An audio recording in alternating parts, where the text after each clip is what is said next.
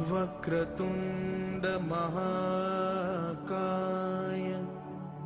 सूर्यकोटि समप्रभा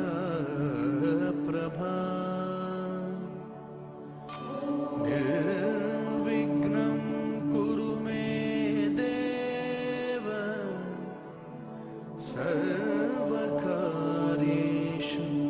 सर्वदा।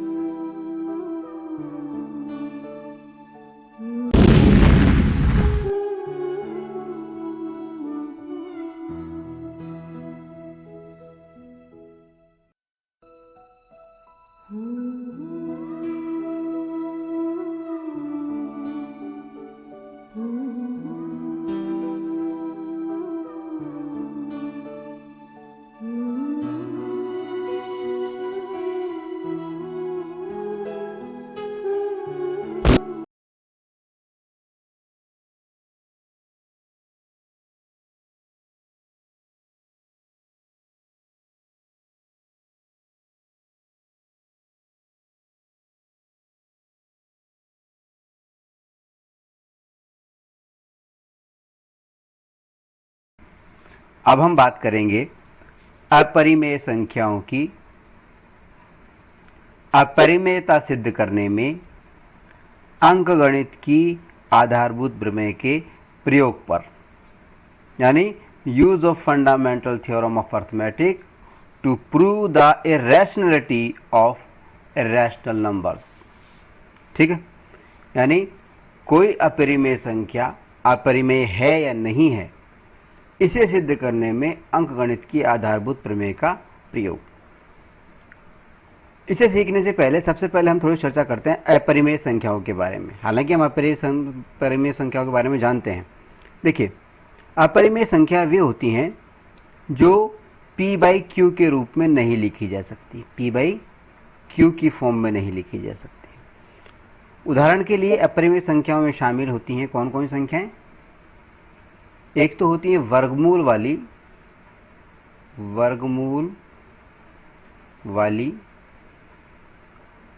अभाज्य संख्याएं, प्राइम नंबर्स। वर्गमूल वाली अभाज्य संख्याएं, वर्गमूल वाली संख्याएं नहीं, सिर्फ अभाज्य संख्याएं। अभाज्य संख्याएं वे होती हैं जिनके केवल दो ही गुणनखंड होते हैं, एक तो वह एक और एक वह स्वयं। ठीक है, तो वर्गमूल वाली अभाज्य संख्याएं जैसे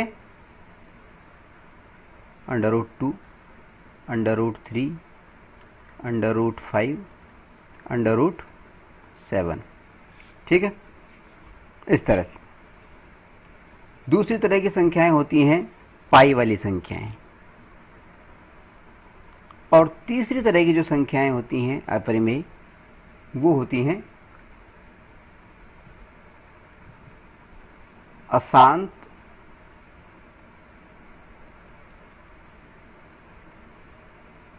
आवर्ती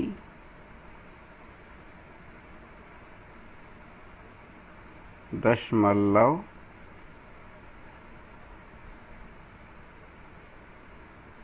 प्रसार वाली संख्याएं। अशांत आवर्ती दशमलव प्रसार वाली संख्याएं, ठीक है। नॉन टर्मिनेटिव रिपीटिंग डेसिमल एक्सपेंशन वाली जो संख्याएं हैं वो। अब अशांत आवर्ती दशमलव प्रसार का क्या मतलब है? अशांत आवर्ती का मतलब होता है, शांत का मतलब होता है से अंत, यानी जिसका अंत हो। अशांत का मतलब होता है जिसका अंत ना हो, ठीक है। उदाहरण के तौर पे अगर हम 10 में 3 का भाग लगाते हैं तो क्या आता है? 3 तिया 9, फिर दशमलव लगाया, फिर 3 तिया 9, फिर 3 तिया 9, ऐसे से 3 3 आता ही चला जाता है, ठीक है। तो ये हो गई अशांत आवर्ती दशमलव प्रसार वाली संख्या। तो ये जो है ये भी क्या कहलाएगी?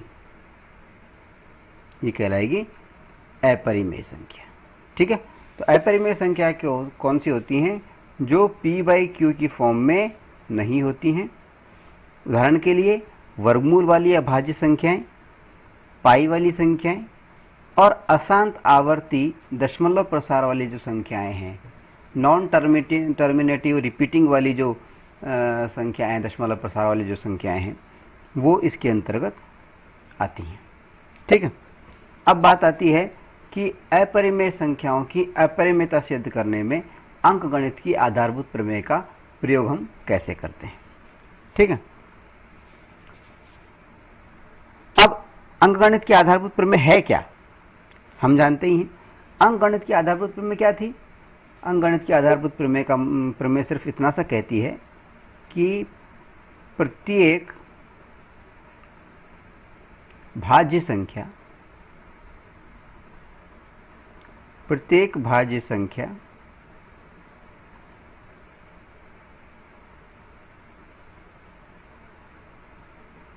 अपने अभाज्य गुणनखंडों के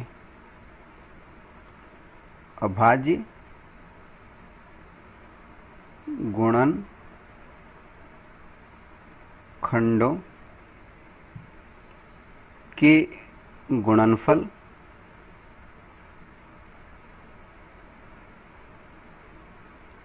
या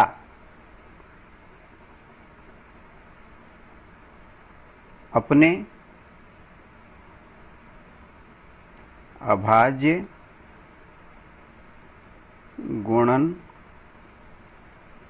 गुणनखंडों की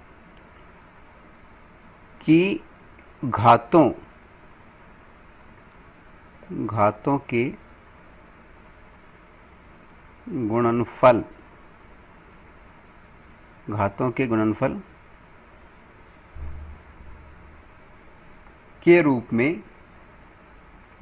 गुणनफल के रूप में प्रदर्शित की जा सकती है।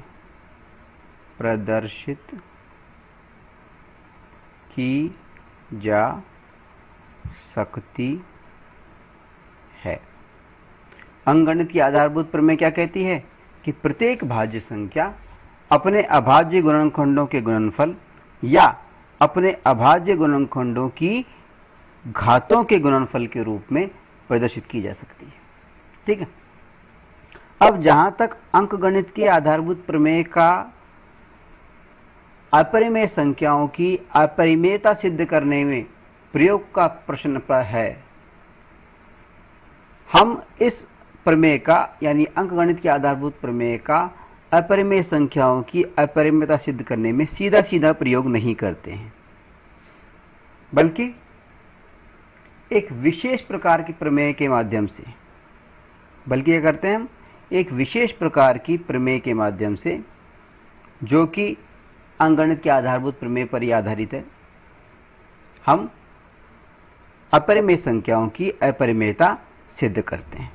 अब ये सवाल उठता है कि ये जो प्रमेय है, विशेष प्रकार की प्रमेय कौन सी है जो कि अंकगणित की आधारभूत प्रमेय पर आधारित है और अपरिमेय संख्याओं की अपरिमेयता सिद्ध करने में हमारे काम में आती है।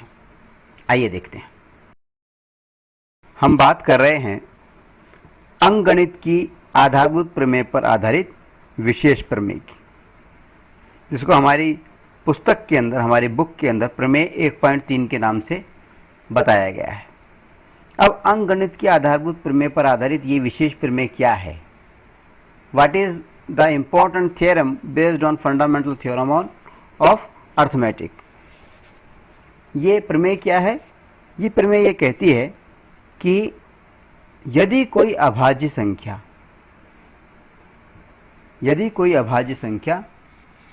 किसी धनात्मक पूर्णांक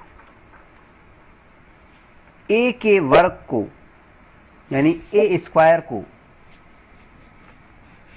विभाजित करती है,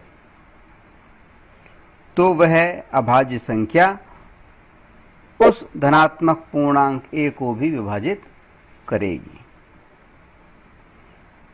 तो अंकगणित की आधारभूत प्रमेय पर आधारित ये जो विशेष प्रमेय है, ये क्या कहती है कि यदि कोई अभाज्य संख्या जो है किसी धनात्मक पूर्णांक के वर्ग को, यानी मान लीजिए धनात्मक पूर्णांक a है, तो उसका जो वर्ग है यानी a स्क्वायर को अगर वो पर विभाजित करती है, तो वह क्या करेगी? उस धनात्मक पूर्णांक यानी a को भी विभाजित करेगी। ठीक है। अन्य शब्दों में अगर हम कहें तो हम ये कह सकते हैं कि यदि कोई अभाज्य संख्या p है, मान लीजिए, किसी धनात्मक पूर्णांक के वर्ग के गुणनखंड में शामिल है, किसी धनात्मक पूर्णांक के वर्ग को विभाजित करती है या उसके गुणनखंडों में शामिल है, तो वह अभाज्य संख्या उस धनात्मक पूर्णांक के गुणनखंडों में भी शामिल होगी। ठीक है। देखिए, इसको समझते हैं हम लोग। इसमें सीधी सी बात ये कही गई है कि मान लीजिए कोई अभाज्य संख्या है, मान लीजिए कोई अभाज्य संख्या हमने लिखी, मान लीजिए हम ले लेते हैं एक अभाज्य संख्या 3 ले लेते हैं। 3 एक अभाज्य संख्या है। ठीक है। और तो हमारी ये थ्योरम, हमारी जो प्रमेय है, ये क्या कहती है कि यदि कोई अभाज्य संख्या यानी 3 किसी धनात्मक पूर्णांक, मान लीजिए कोई धनात्मक पूर्णांक है, धनात्मक पूर्णांक मान लीजिए 9 है, ये क्या है? 9 धनात्मक पूर्णांक है, a बराबर 9। ठीक है।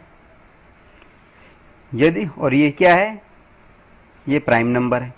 यदि कोई अभाज्य संख्या किसी धनात्मक पूर्णांक के वर्ग को, यानी 9 का जो वर्ग है यानी 81,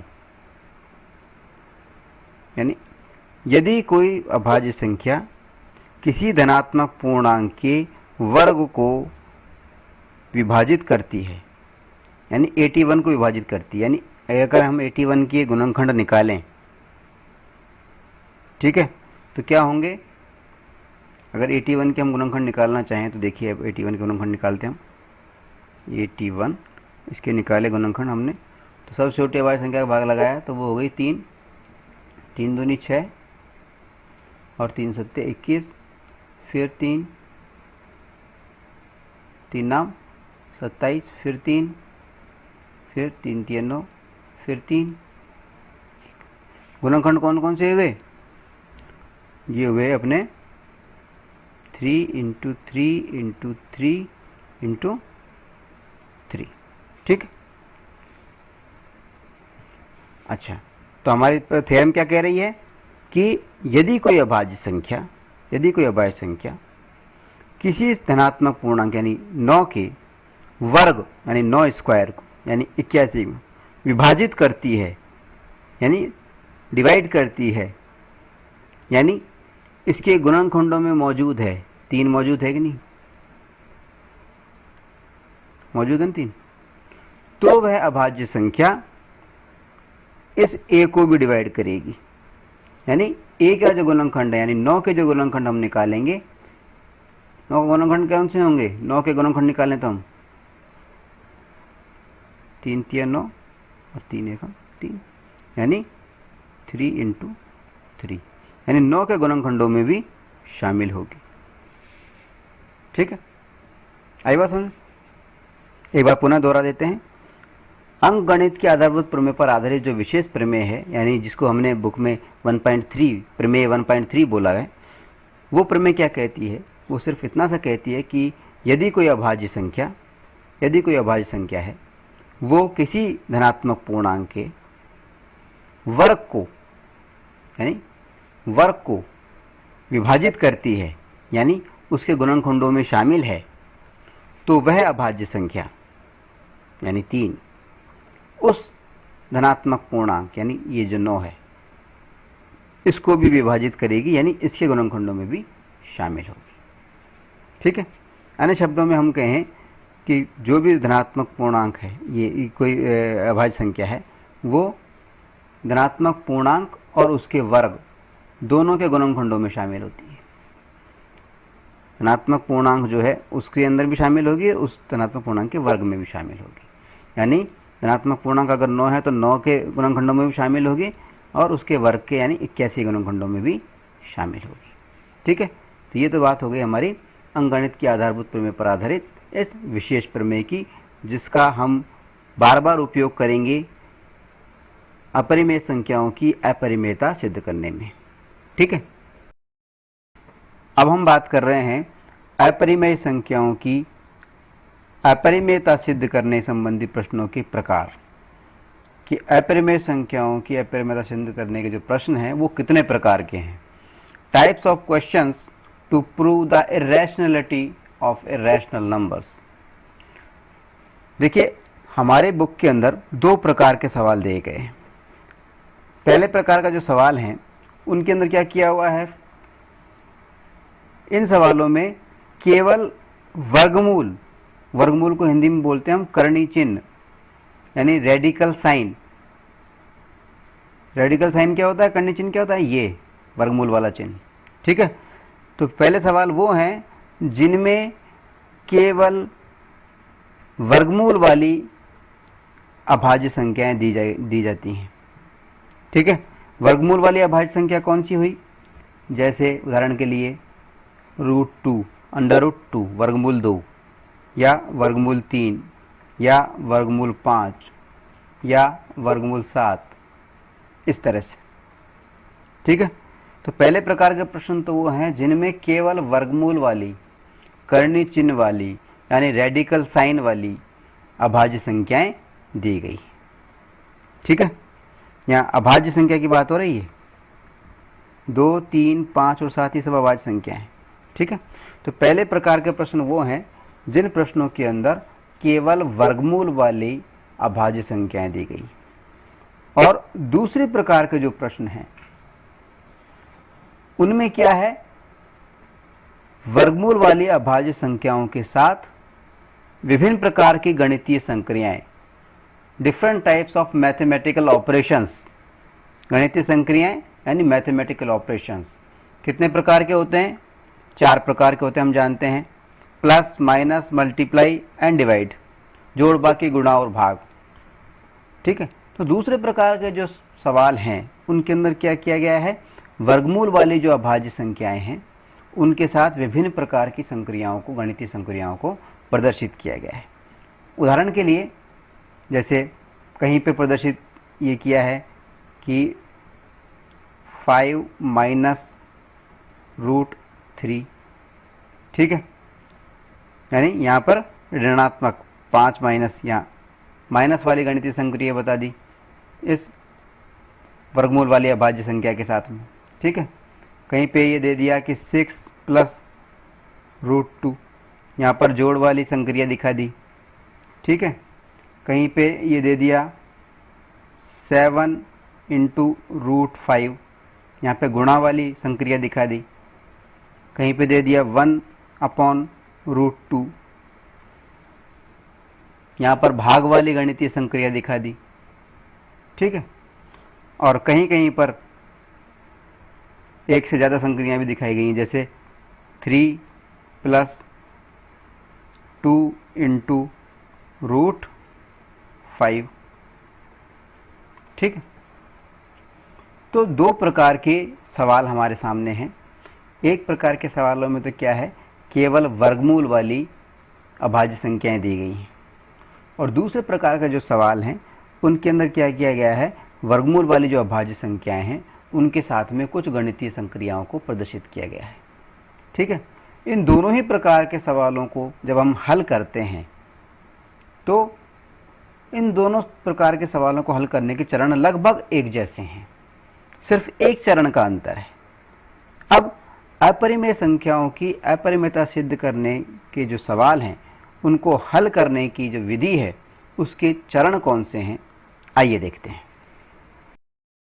अपरिमेय संख्याओं की अपरिमेयता सिद्ध करने की विधि के प्रमुख चरण इस प्रकार से हैं। कुल चरण है कि संख्या है 7, कुल 7 चरण हैं इसके अंदर। सबसे पहले अपरिमेय संख्याओं की अपरिमेयता सिद्ध करने के अंदर हम क्या करते हैं, करने के लिए हम क्या करते हैं, नंबर 1 आप नोट कर लें इसे। नंबर 1 हम क्या करते हैं, प्रश्न के विपरीत मान लेते हैं, मानो कि दी गई संख्या परिमेय है। हमें जो प्रश्न दिया जाता है, प्रश्न में हमसे कहा जाता है कि बताइए क्या √2 एक अपरिमेय संख्या है।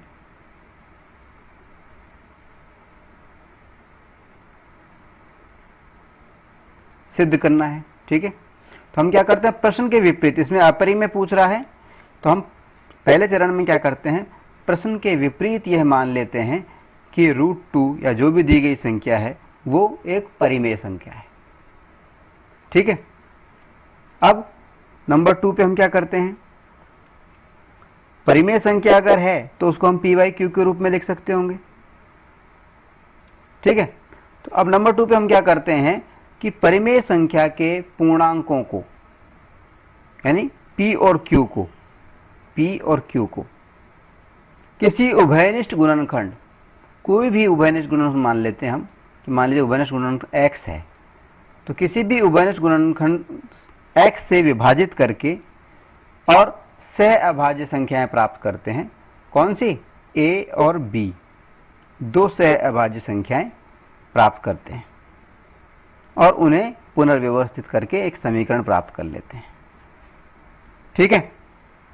ये जो 2 चरण हैं, पहला और दूसरा, ये सभी प्रकार के सवालों में, किसी भी प्रकार के संख्या में दी गई हो, कोई भी अपरिमेय संख्या दी गई हो, उसकी अपरिमेयता अगर हमें सिद्ध करनी तो ये 2 चरण तो हमें करने ही करने हैं, ठीक है। अब आता है तीसरा चरण। तीसरा चरण थोड़ा सा स्पेशल है और ये जो चरण अपनाया जाता है, तीसरा चरण जो अपनाया जाता है, ये मुख्यतया उन सवालों में हम अपनाते हैं जिन सवालों में केवल वर्गमूल वाली अभाज्य संख्या दी गई हो, जैसे √2 दिया गया हो या √3 दिया गया हो या √5 दिया गया हो, केवल वर्गमूल वाली अभाज्य संख्याएं दी गई हो, ठीक है।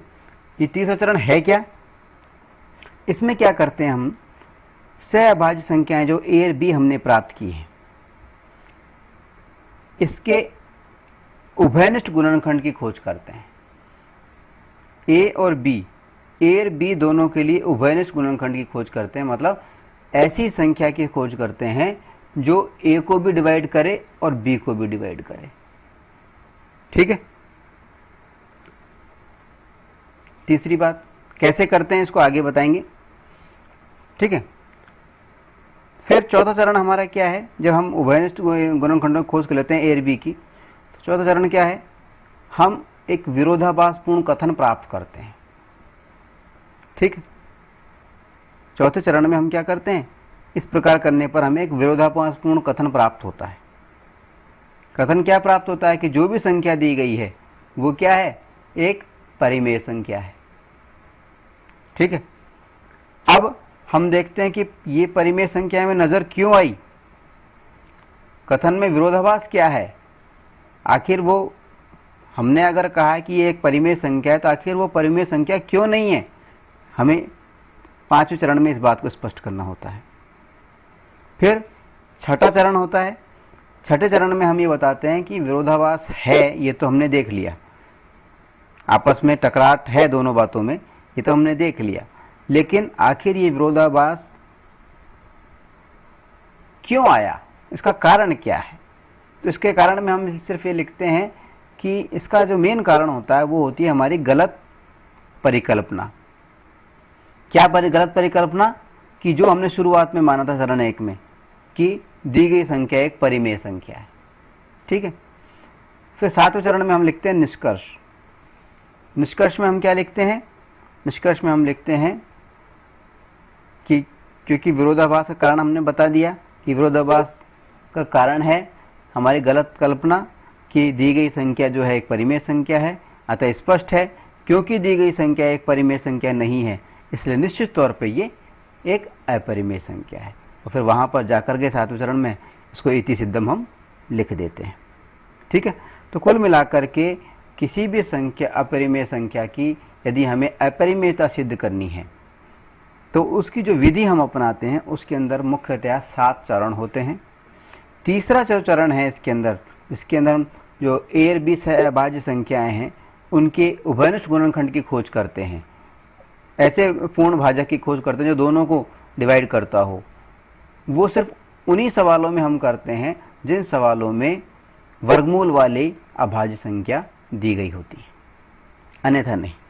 ठीक है, अब हम कुछ सवालों को एक उदाहरण लेकर के इस बात को समझने की कोशिश करते हैं। ठीक है, मान लीजिए हमसे कहा जा रहा है कि सिद्ध कीजिए कि √2 वर्गमूल 2 एक अपरिमेय संख्या है। Prove that √2 is irrational. ठीक है, अब हम जानते हैं कि अगर किसी भी वर्गमूल कोई भी संख्या है, कोई भी अपरिमेय संख्या है, अगर हम उसकी अपरिमेयता हमें सिद्ध करनी है तो हमें 7 चरणों का पालन करना पड़ता है। पहला चरण हम देखते जाते हैं और करते जाते हैं। पहला चरण क्या है हमारा? सबसे पहले प्रश्न के विपरीत। पहला चरण क्या है देखिए, प्रश्न के विपरीत मानो कि दी गई संख्या परिमेय है। ठीक है, यानी हमें यह मानना है कि √2 जो है वो अपरिमेय नहीं बल्कि परिमेय है, उल्टा मान लो इसको। ठीक है, तो हम यहां लिख लेते हैं माना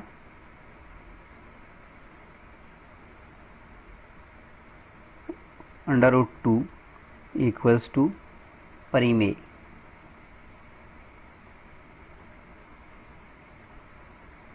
ठीक है, अब अगर √2 परिमेय है तो √3 को हम कैसे लिख सकते हैं?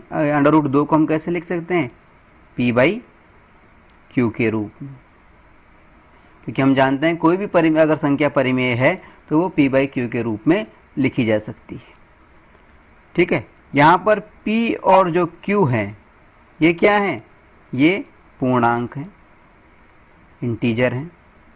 ठीक है, और q क्या है? q कभी भी 0 नहीं होगा। ठीक है, ठीक है, पहली स्टेप क्या है हमारी? हमने प्रश्न के विपरीत माना कि √2 जो है वो एक परिमेय संख्या है, और अगर ये परिमेय संख्या है, अगर ये परिमेय संख्या है तो उसको हम p/q के रूप में लिख सकेंगे, जहां पर p और q पूर्णांक होते हैं और q कभी भी 0 नहीं होता। ठीक है, अब दूसरी स्टेप क्या दी हुई है? परिमेय संख्या के पूर्णांकों को, परिमेय संख्या के पूर्णांकों को मतलब क्या हुआ? p और q, ये जो परिमेय संख्या के जो पूर्णांक है p और q, किसी उभयनिष्ठ गुणनखंड x से विभाजित करके, कोई भी उभयनिष्ठ गुणनखंड मान लेते हैं x, यानी ऊपर और नीचे दोनों तरफ किसी भी उभयनिष्ठ गुणनखंड का, यानी उसको मान लीजिए वो हमें मालूम नहीं है तो उसको x लिख दिया हमने, उसको गुणा कर दिया। जैसे √2 इक्वल्स टू p/q, p को हमने x से डिवाइड कर दिया उभयनिष्ठ गुणनखंड से, और q को भी x से डिवाइड कर दिया। ठीक है, करके क्या करें हम? सह अभाज्य संख्याएं a और b प्राप्त करें।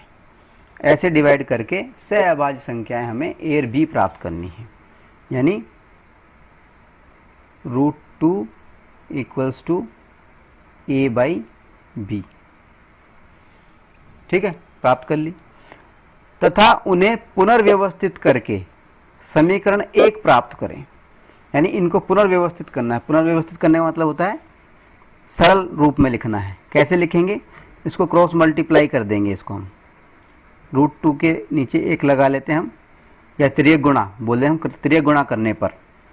ठीक है, तो ये हो जाएगा, इसको हम लिख सकते हैं b into √2 equals to a। ठीक है, ये बन गया हमारा समीकरण 1। ठीक है, तो हमारी 2 स्टेप पूरी हो गई। पहले स्टेप में हमने प्रश्न के विपरीत माना कि √2 एक परिमेय संख्या है। अगर वो परिमेय है यानी √2 को हम p/q के रूप में लिख सकते हैं। यहाँ पे p q पूर्णांक है और q कभी भी 0 नहीं हो सकता है। ठीक है, दूसरे स्टेप में हमने क्या किया, ये जो p और q पूर्णांक थे, इसको किसी उभयनिष्ठ गुणनखंड यानी x से गुणा करके हमने सह अभाज्य संख्या यहाँ पे सह अभाज्य हम a और b इक्वल्स टू सह अभाज्य को प्राइम। सह अभाज्य संख्या का मतलब क्या होता है? ऐसी संख्याएं हैं जिनमें एक के अतिरिक्त कोई भी उभयनिष्ठ गुणनखंड ना हो। ठीक है, यानी जिनका HCF A और B दोनों का HCF अगर हम निकालें तो वो 1 आना चाहिए। ठीक है, अच्छा, 2 चरण हो गए। अब बात करते हैं तीसरे चरण की। तीसरा चरण क्या है? पहली बात तो हम देखते हैं तीसरा चरण हमें उपयोग में लेना है कि नहीं लेना है। तीसरे चरण का प्रयोग हम तभी करते हैं जब हमें वर्गमूल वाली अभाज्य संख्या दी हुई हो। वर्गमूल वाली अभाज्य संख्या दी हुई है, इसकी अपरिमेयता हमें सिद्ध करनी है। ठीक है, तो यानी तीसरा चरण हमें इस्तेमाल करना है। तीसरा चरण क्या है? जो सह अभाज्य संख्याएं a और b हैं, ये a और b, ये जो 2 सह अभाज्य संख्याएं हमने प्राप्त की हैं, इनके उभयनिष्ठ गुणनखंड की खोज करनी है। ठीक है, यहां पर हम लिख देते हैं, क्या लिखें? यहां लिख देते हैं सह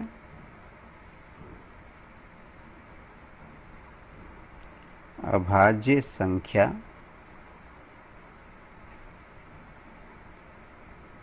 a व b के उभयनिष्ठ गुणनखंड की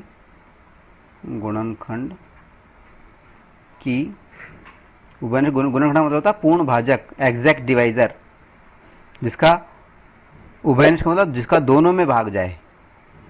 सहअभाज्य संख्या a और b के उभयनिष्ठ गुणनखंड की खोज करने पर अब सहअभाज्य संख्या a और b है, इसके उभयनिष्ठ गुणनखंड की खोज हम कैसे करेंगे? पहले हम a की खोज करेंगे और फिर हम b की खोज करेंगे। ठीक है, तो पहले हम करते हैं a की खोज। ठीक है, a की खोज कैसे करेंगे हम?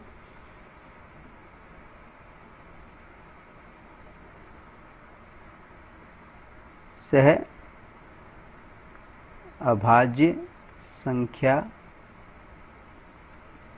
a के गुणनखंड की खोज, गुणनखंड की खोज कैसे करेंगे हम? हमारा जो समीकरण था, समीकरण नंबर 1, क्या था हमारा समीकरण? हमारा समीकरण नंबर 1 था b√2 इक्वल्स टू a। ये हमारा था समीकरण नंबर 1। तो a के गुणनखंड की खोज करने के लिए हम क्या करेंगे? ये जो समीकरण नंबर 1 है, इसके दोनों पक्षों का हम वर्ग कर देंगे। दोनों पक्षों का वर्ग करने पर, यहां हमने लिखा दोनों पक्षों यानी दोनों साइडों का, पक्षों का वर्ग करने पर यानी स्क्वायर करने पर, बाय स्क्वायरिंग बोथ साइड्स। ठीक है, क्या होगा? b√2 इसका स्क्वायर किया और a का हमने ये स्क्वायर किया, क्या आ गया हमारे पास में? b² तो ये आ ही गया और √2 2 इंटू अंडर रूट 2 करेंगे तो ये 2 आ जाएगा। B square into 2 equals to A square. B square into 2 को हम लिख सकते हैं 2b स्क्वायर बराबर ए स्क्वायर। ठीक है। अब अगर हमें बी स्क्वायर लिखते हैं, ये हो गया ए स्क्वायर बटा 2। अब इस पोजीशन पर आकर के हम क्या देखते हैं, हम ये देखते हैं कि ये जो 2 है, क्या देखते हैं हम यहां पर कि 2 जो है वो क्या कर रहा है, ए स्क्वायर को विभाजित कर रहा है। 2 ए स्क्वायर को विभाजित कर रहा है, विभाजित करता है। ठीक है। क्या दिख रहा है हमें, 2 जो है ये ए स्क्वायर को विभाजित कर रहा है। अतः प्रमेय 1.3 के अनुसार, 1.3 के अनुसार प्रमेय 1.3 क्या थी, प्रमेय 1.3 ये कहती थी कि अगर कोई धनात्मक पूर्णांक, अगर कोई अभाज्य संख्या किसी धनात्मक पूर्णांक के वर्ग को विभाजित करती है तो वो उस धनात्मक पूर्णांक को भी विभाजित करेगी। यानी के अनुसार क्या हुआ, अगर 2 है ए स्क्वायर को विभाजित कर रही है तो 2 जो है 2 क्या है, ए को भी विभाजित करेगी।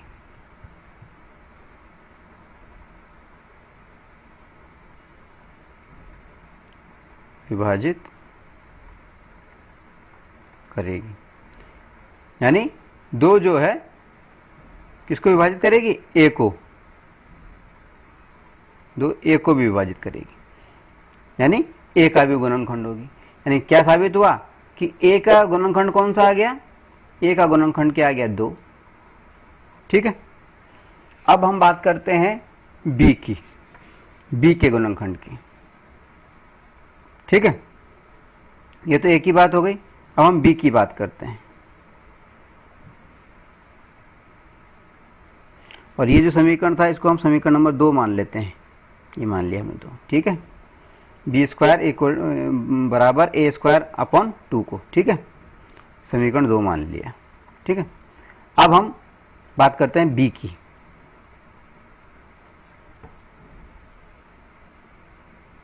सहअभाज्य संख्या बी के गुणनखंड की खोज, गुणनखंड की खोज। ठीक है। अब बी के गुणनखंड की खोज के लिए हम क्या करते हैं, बी के गुणनखंड की खोज के लिए हम क्या करते हैं, जो समीकरण 2 है, समीकरण 2 में, समीकरण 2 कौन सा था उसको नोट करें। समीकरण 2 कौन सा था हमारा, बी स्क्वायर बराबर ए स्क्वायर अपॉन 2, ये था। समीकरण 2 में, समीकरण 2 में ए के स्थान पर, ए का मान क्या, 2c रखने पर, 2c प्रतिस्थापित करने पर या रखने पर रख देते हैं। ठीक है।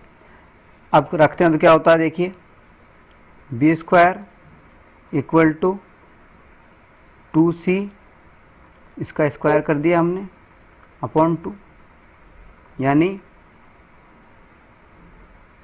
2 का स्क्वायर और c का स्क्वायर, यानी 4c स्क्वायर अपॉन 2। 2 से ये 4 हमने काट दिया, 2 बार गया, यानी आ गया ये 2c स्क्वायर। ठीक है।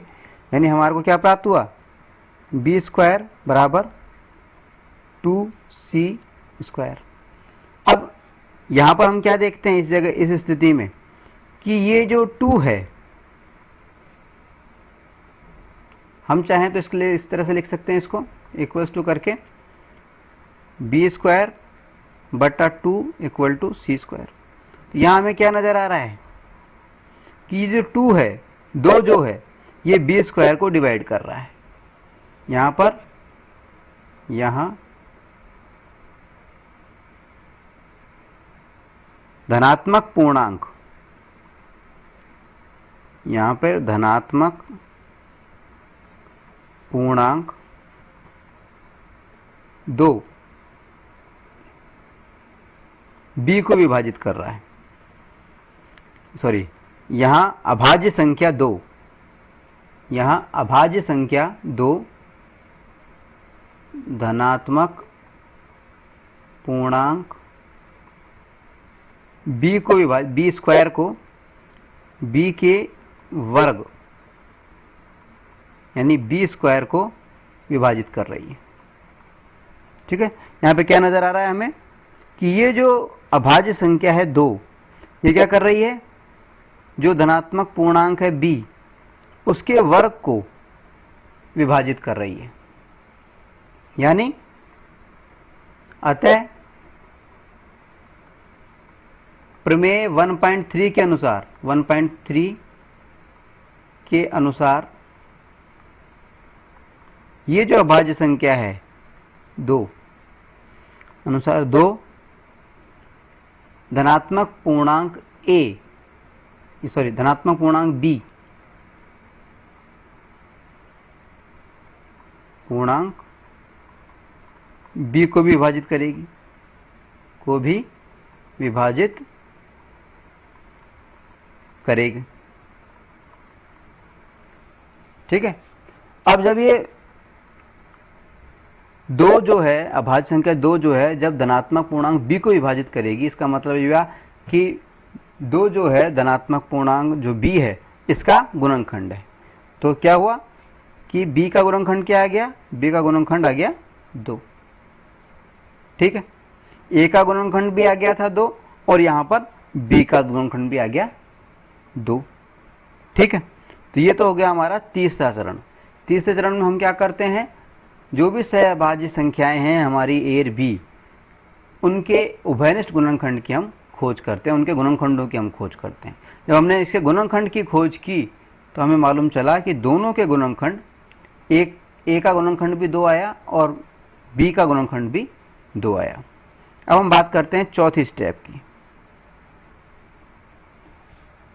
चौथी स्टेप क्या कहती है? चौथी स्टेप में हमें क्या मालूम चल गया, यहां पर विरोधाभासपूर्ण कथन प्राप्त करें। ठीक है, हमें क्या कथन प्राप्त हुआ, हमें प्राप्त हुआ ये कथन कि 2 जो है a व b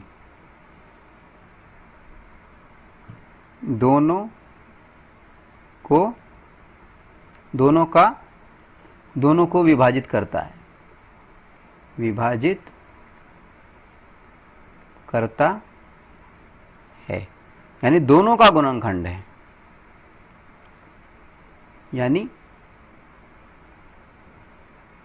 दोनों का गुणनखंड।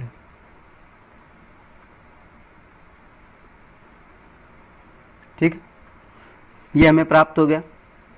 लेकिन ये जो कथन है, ये विरोधाभासपूर्ण कथन प्राप्त हो गया हमारे को कि जो 2 है ये a और b दोनों को विभाजित करता है, यानी दोनों का गुणनखंड होना चाहिए। अब इसमें विरोधाभास क्या है, कथन में विरोधाभास ये है, यहां पे हम लिखते हैं कथन विरोधाभासपूर्ण है, विरोधाभास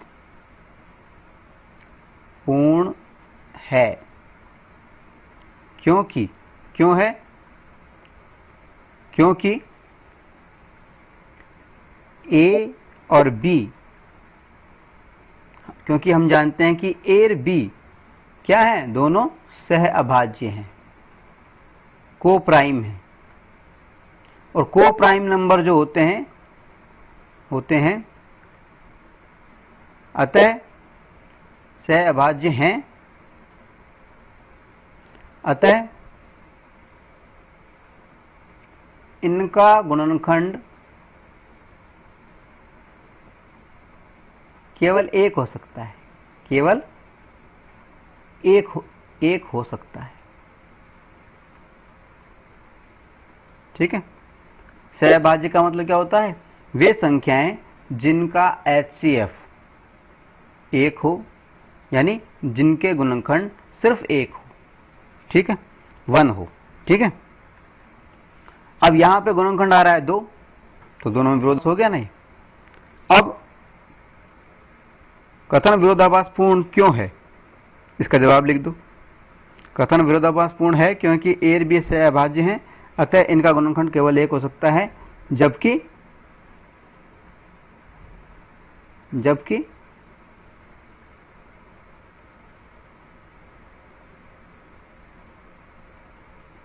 यहां पर 2 आ रहा है।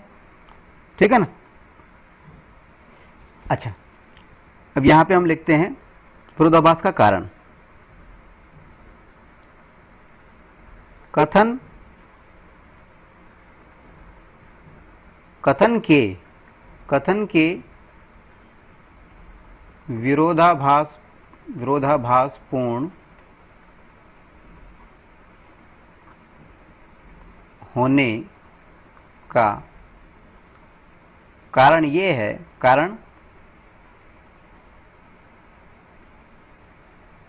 कारण ये है कि हमने गलत परिकल्पना कर ली थी, कि हमने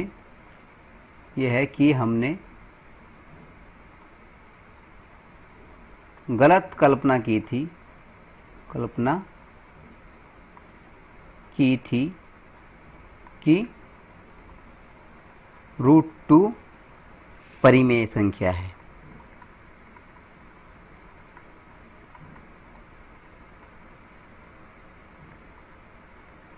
ठीक है। अतः चूंकि √2 परिमेय संख्या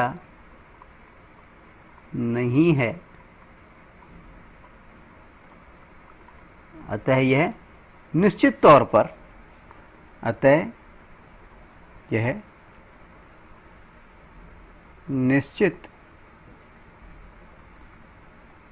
पर एक अपरिमेय संख्या है। अपरिमेय संख्या है। यहां पे हम लिख सकते हैं इति सिद्धम या प्रूव्ड। ठीक है, ये हो गया हमारा उदाहरण। ठीक है, अब हम लेते हैं कुछ अन्य एग्जाम्पल्स। उदाहरण 9, एग्जाम्पल 9। हमारा सवाल है, सिद्ध कीजिए कि √3 एक अपरिमेय संख्या है। Prove that √3 is irrational. ठीक है। जब भी हमें किसी संख्या की अपरिमेय संख्या की अपरिमेयता सिद्ध करनी होती है, तो हम 7 चरणों का इस्तेमाल करते हैं। सबसे पहले हम क्या करते हैं? पहला चरण हमारा क्या है? प्रश्न के विपरीत माना √3 बराबर परिमेय संख्या।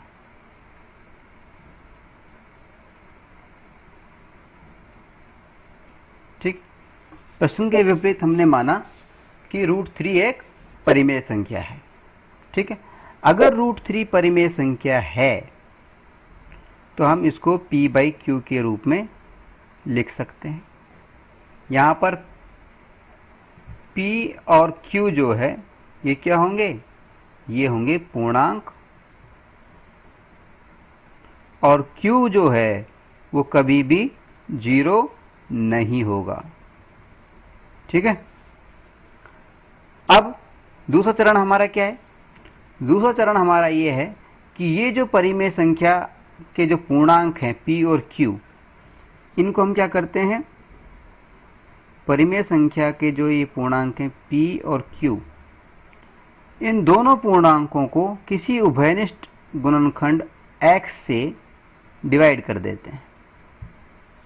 और डिवाइड करके हम क्या करते हैं, डिवाइड करके हम दो सह अभाज्य संख्याएं प्राप्त करते हैं, a और b। क्या करते हैं, a और b, यानी इसको डिवाइड हमने किया तो हमें दो सह अभाज्य संख्याएं प्राप्त होंगी, p की जगह पर a और q की जगह पर b। ठीक है। अब a और b क्या है, यहां पर a और b जो है क्या है, सह अभाज्य, को प्राइम, यानी इन दोनों का जो HCF है वो 1 होगा, यानी इन दोनों के अंदर सिर्फ एक का ही भाग जा सकता है, सह अभाज्य संख्या। ठीक है। अब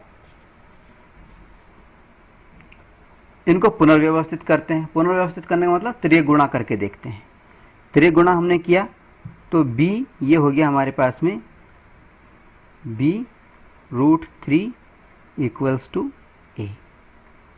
ठीक है। और ये हो गया हमारा समीकरण नंबर 1, इसको हमने लिख दिया समीकरण 1।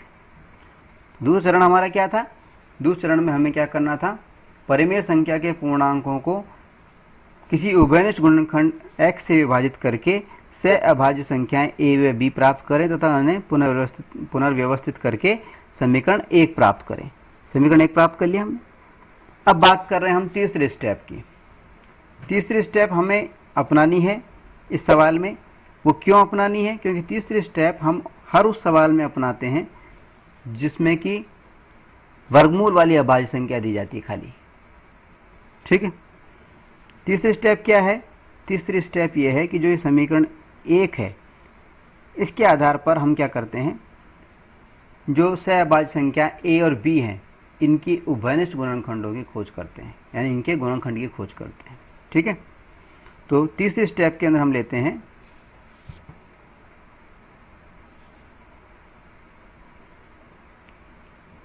a व b के गुणनखंडों की खोज, गुणनखंड की खोज करने पर। तो पहले हम बात करेंगे a के गुणनखंड, a के गुणनखंड। ठीक है। अब a के गुणनखंड का पता करने के लिए हम क्या करते हैं, जो समीकरण नंबर 1 जो है, समीकरण 1 हमारा क्या था, समीकरण 1 था हमारा b√3 इक्वल्स टू a। इसके क्या किया हमने, दोनों जो पक्ष हैं दोनों पक्षों का वर्ग करने पर, दोनों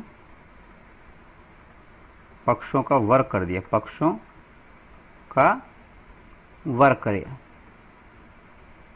वर्ग करने पर क्या हो गया, ये हो गया b√3 का ये वर्ग कर दिया हमने इक्वल्स टू a का ये वर्ग कर दिया। ठीक है। ऐसा करने पर क्या होगा, ये हमारे को प्राप्त होगा √3 इंटू √3 होगा तो 3 आ जाएगा और b के ऊपर स्क्वायर लग जाएगा, 3b² इक्वल्स टू a²। ठीक है। और फिर आगे चलेंगे हम, b² बराबर a² अपॉन 3। ठीक है। अब यहां पर हमें क्या नजर आ रहा है, इस जगह पर, इस स्टेप में, इसको हम लिख देते हैं समीकरण 2। ठीक है। इसको हमने लिख दिया समीकरण 2। ठीक है। अब यहां पे हमें क्या स्टेप नजर आ रही है, देखिए समीकरण 2 को ध्यानपूर्वक अगर हम देखें, समीकरण 2 के अनुसार क्या है, 3 जो है ए स्क्वायर को विभाजित कर रहा है या उसका गुणनखंड है। विभाजित को ए स्क्वायर को विभाजित कर रहा है, विभाजित करता है, करता है कि नहीं करता है, ठीक है। अतः प्रमेय 1.3 के अनुसार प्रमेय 1.3 क्या है? प्रमेय 1.3 ये है कि यदि कोई अभाज्य संख्या किसी धनात्मक पूर्णांक के वर्ग को विभाजित करती है तो वह उस धनात्मक पूर्णांक को भी विभाजित करेगी। तो क्योंकि समीकरण 2 के अनुसार 3 ए स्क्वायर को विभाजित कर रहा है, अतः प्रमेय 1.3 के अनुसार क्या हुआ कि 3 जो है 3 ए को भी विभाजित करेगा, ए को भी विभाजित करेगा। यानी ए का गुणनखंड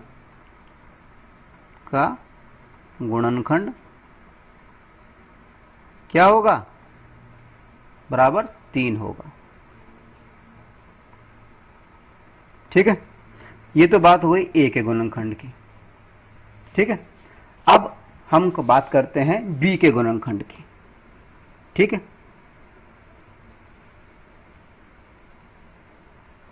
बी के गुणनखंड की खोज। बी के गुणनखंड की खोज के लिए हम क्या करते हैं? जो समीकरण 2 है हमारा, क्या करते हैं? समीकरण 2। अब हमारा समीकरण 2 क्या था? हमारा समीकरण 2 क्या था? हमारा समीकरण 2 का मतलब है हमारा बी स्क्वायर बराबर ए स्क्वायर अपॉन 3। ठीक है, तो बी के गुणनखंड की खोज करने के लिए हम क्या करते हैं? पहले तो हम क्या करते हैं, समीकरण 2 जो है यानी बी स्क्वायर बराबर ए स्क्वायर अपॉन 3, इसके अंदर ए के मान पर में ए बराबर क्या रख देते हैं? 3c प्रतिस्थापित कर देते हैं। स्थापित करने पर 3c इसलिए क्या? 3 यहाँ पे हम √3 की बात कर रहे हैं इसलिए 3 कर दिया यहाँ पे। ठीक है, अब क्या होगा ऐसा करने पर? देखिए, B square equals to A square की जगह हमने 3c लिखा, 3c के बाद में इसका होल स्क्वायर कर दिया बटा 3, यानी ये आ गया हमारे पास में 9 सी स्क्वायर और नीचे आ गया 3, 3 को उससे कर 3 3 9, यानी ये आ गया 3c स्क्वायर। ठीक है, यानी बी स्क्वायर बराबर 3c स्क्वायर। क्या आ गया हमारे पास में? बी स्क्वायर बराबर 3c स्क्वायर। इसको हम ऐसे भी लिख सकते हैं कि B square upon 3 equal to C square. ठीक है, इसको हम मान लेते हैं समीकरण 3। ठीक है, अब कुछ थ्योरी लिखनी पड़ेगी हमें। क्या लिखेंगे? समीकरण 3 में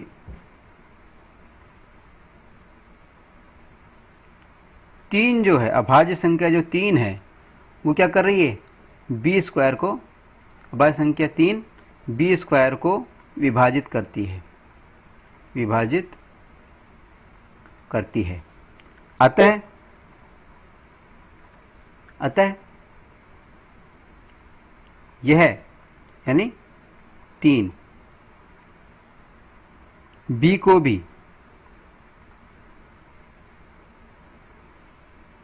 विभाजित करेगा।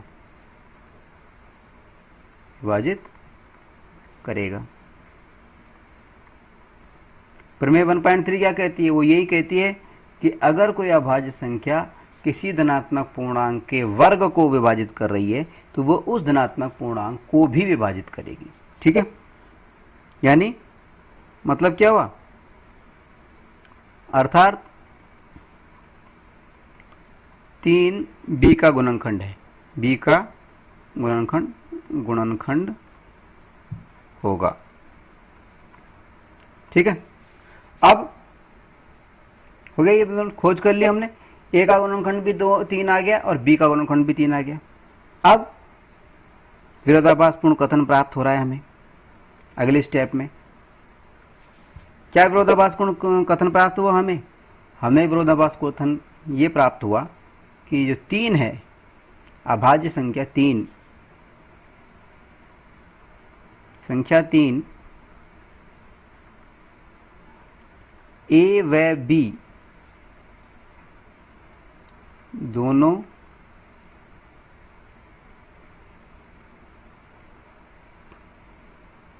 ही गुणनखंड है, दोनों को विभाजित करती है।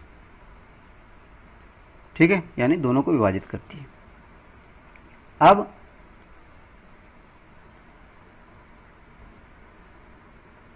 यह कथन विरोधाभासपूर्ण है।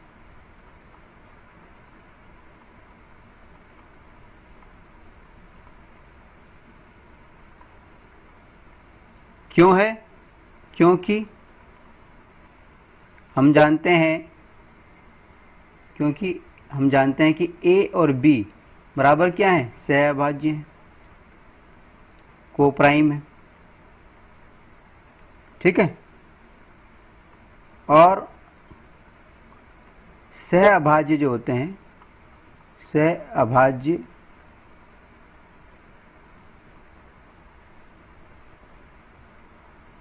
संख्याओं का सिर्फ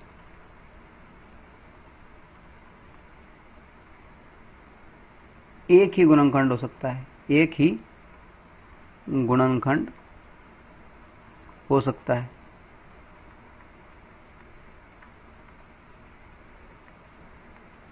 ठीक है, अतः 3 जो है वो a और b दोनों गुणनखंड बिल्कुल नहीं है। ठीक है, अभी विरोधाभास क्यों हुआ? ठीक है,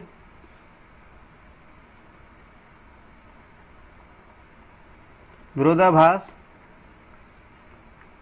का कारण हमारी गलत कल्पना है कि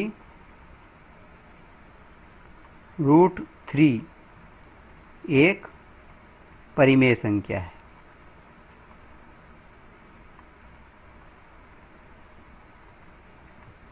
ठीक है, अब चूंकि √3 एक परिमेय संख्या नहीं है, अतः यह निश्चित रूप से अपरिमेय है, अपरिमेय होगी। यहां पर लिख देते हैं हम इति सिद्धम या प्रूव्ड। ठीक है, ये हो गया हमारा एग्जाम्पल नंबर 9। अब हम लेते हैं उदाहरण नंबर 10 यानी एग्जाम्पल नंबर 10। हमारा सवाल है कि सिद्ध कीजिए कि 5 - √3 एक अपरिमेय संख्या है। Prove that 5 - √3 is irrational. इस सवाल को देखने पर स्पष्ट हो रहा है कि इस सवाल में क्या किया गया है, वर्गमूल वाली जो अभाज्य संख्या है उसके साथ में माइनस की गणितीय संक्रिया दिखाई गई है, व्यवकलन की गणितीय संक्रिया को दिखाया गया है, मैथमेटिकल ऑपरेशन को दिखाया गया है। ठीक है, इसलिए यहां पर जो 7 चरण हम बताते हैं हल करने के लिए, अपरिमेयता की जांच के लिए। उसमें से तीसरा जो चरण है जिसमें हम जो सह अभाज्य संख्याएं होती हैं उनके गुणनखंड की खोज करते हैं, उसकी हमें यहाँ पे आवश्यकता नहीं होगी। ठीक है, अब हम शुरुआत करते हैं सवाल की। पहली बात, प्रश्न के विपरीत, प्रश्न के विपरीत माना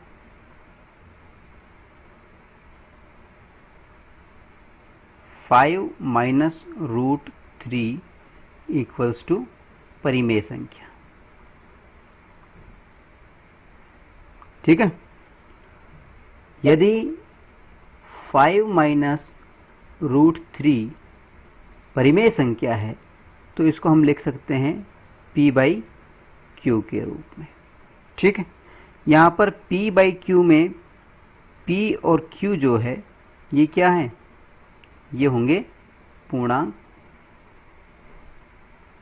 और q जो है वो कभी भी 0 नहीं होगा। ठीक है, अब दूसरे स्टेप में हम क्या करते हैं, ये जो p और q पूर्णांक हैं इनके अंदर किसी उभयनिष्ठ गुणनखंड का भाग लगा करके और सह अभाज्य संख्याएं प्राप्त करते हैं। यानी 5-√3 इक्वल्स टू p/q। p के अंदर हमने उभयनिष्ठ गुणनखंड का भाग लगाया x का, q में भी x का भाग लगा दिया, और इस तरह से हमने प्राप्त किया क्या, 5-√3 इक्वल्स टू a/b। ठीक है, a b, यहाँ पर a और b जो हैं, a और b जो हैं ये हैं सह अभाज्य संख्याएं।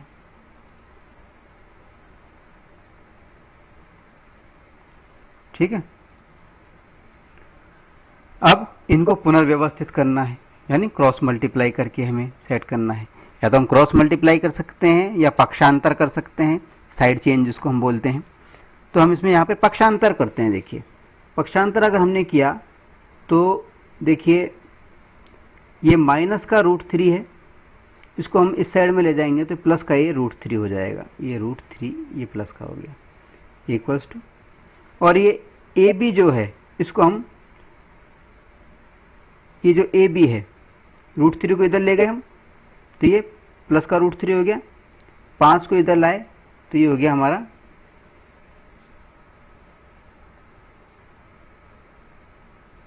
ए बी को हम इधर ले गए तो ये हो गया हमारा 5 - a/b। ठीक है, 5 - a/b। ठीक है, अब हम यहां पर देखते हैं कि √3 का मतलब क्या आया, √3 बराबर क्या आ गया, 5 - a/b आ गया ना ये। ठीक है, अब यहां पर क्या देखते हैं हम, चूंकि a और b क्या है, पूर्णांक है, चूंकि a और b जो है क्या है, पूर्णांक है,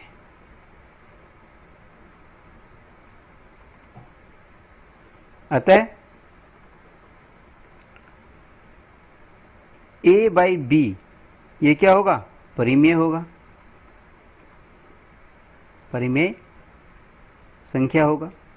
ठीक है, अब जब a/b परिमेय होगा तो ये पूरा का पूरा जो 5 - a/b है ये पूरा का पूरा परिमेय होगा, ये पूरा पक्ष परिमेय होगा। ठीक है, और जब ये परिपक्ष पूरा परिमेय होगा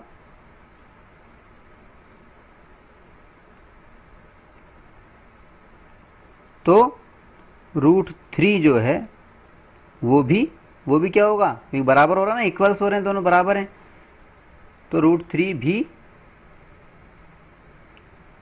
परिमेय होगा। ठीक है, ये हमें प्राप्त हो गया कि √3 भी परिमेय होगा। लेकिन √3 परिमेय होगा या परिमेय है, ये कथन विरोधाभासपूर्ण है। अब यहां इसके बाद में हम लिखेंगे, इधर लिख देते हैं हम साइड में, परंतु उक्त कथन विरोधाभासपूर्ण है। विरोधाभासपूर्ण है। क्यों है? क्योंकि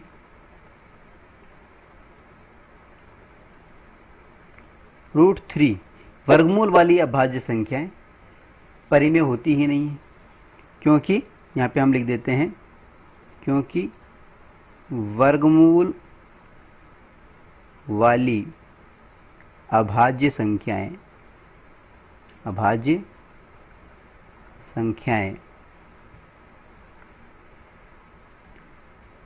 परिमेय नहीं होती हैं, अपरिमेय होती हैं। अपरिमेय होती हैं। ठीक है। विरोधाभासपूर्ण क्यों हो गया? क्योंकि √3 इसमें परिमेय बता रहे हैं हम लोग, लेकिन हकीकत में क्या होता है, जो भी वर्गमूल वाली अभाज्य संख्याएं होती हैं वो तो अपरिमेय होती हैं। अब ये हमें विरोधाभास क्यों पैदा हुआ? विरोधाभास का कारण था हमारी ये गलत धारणा कि 5 - √3 एक परिमेय संख्या है। अब चूंकि 5 ये सिद्ध हो चुका है कि 5 - √3 जो है वो परिमेय संख्या नहीं है, अतः स्पष्ट है कि ये एक अपरिमेय संख्या है। इसके बाद में हम इसको इति सिद्धम लिख देते हैं। ठीक है, ये हो गया हमारा एग्जाम्पल नंबर 10। ठीक है, अब हम लेने जा रहे हैं उदाहरण नंबर 11 यानी एग्जाम्पल नंबर 11। हमारा सवाल है, सिद्ध कीजिए कि 3 × √2 एक अपरिमेय संख्या है। Prove that 3 × √2 is irrational. ठीक है, यहां पर सवाल को हम देखते हैं तो हमें क्या नजर आता है कि इसके अंदर क्या है, सवाल के अंदर कि वर्गमूल वाली जो अभाज्य संख्या है उसको एक गणितीय संक्रिया मल्टीप्लाई की गणा की गणितीय संक्रिया के रूप में दिखाया गया है 3 × √2। इसका मतलब यह है कि इस सवाल को जब हम हल करते हैं, इस सवाल में जब हम 3 × √2 की अपरिमेयता सिद्ध करेंगे तो हम जो हमारे 7 स्टेप्स थी हल करने के सवाल को, उसमें से तीसरी स्टेप जो है इसमें कि हम जो से अभाज्य संख्याएं होती हैं उनके गुणनखंड ज्ञात करते हैं, उसको हमें अपनाने की आवश्यकता नहीं पड़ेगी। ठीक है, अब हम सवाल को हल करते हैं। सबसे पहले हम क्या करते हैं, प्रश्न के विपरीत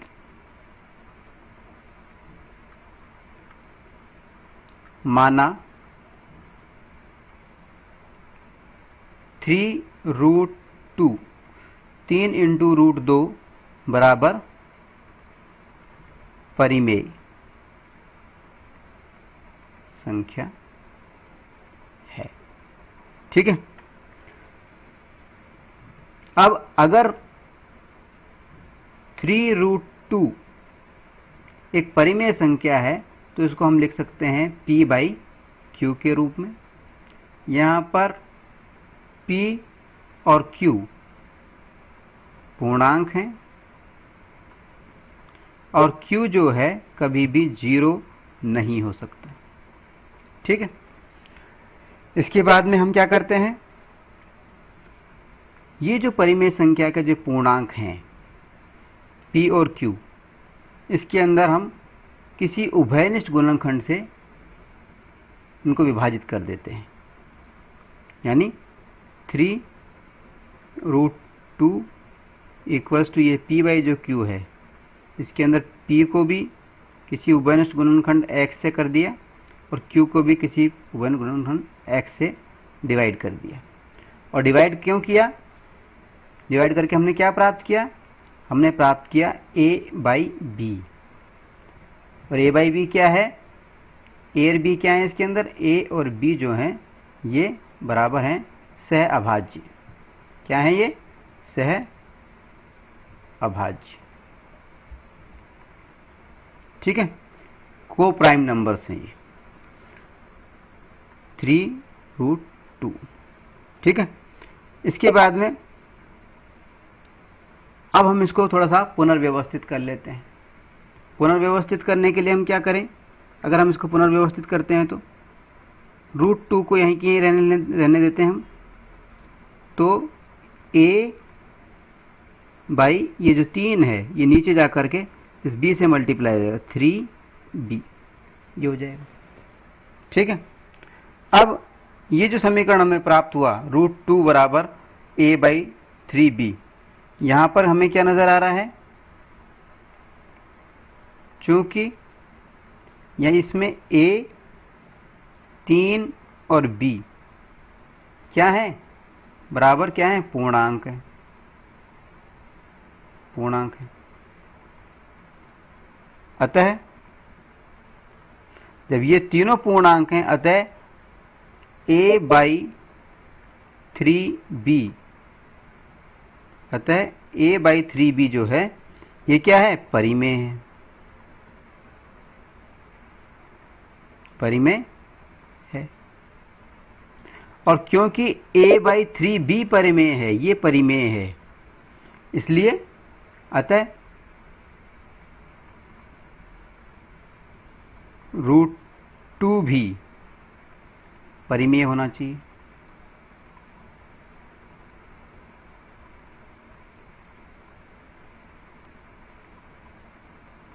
ठीक है,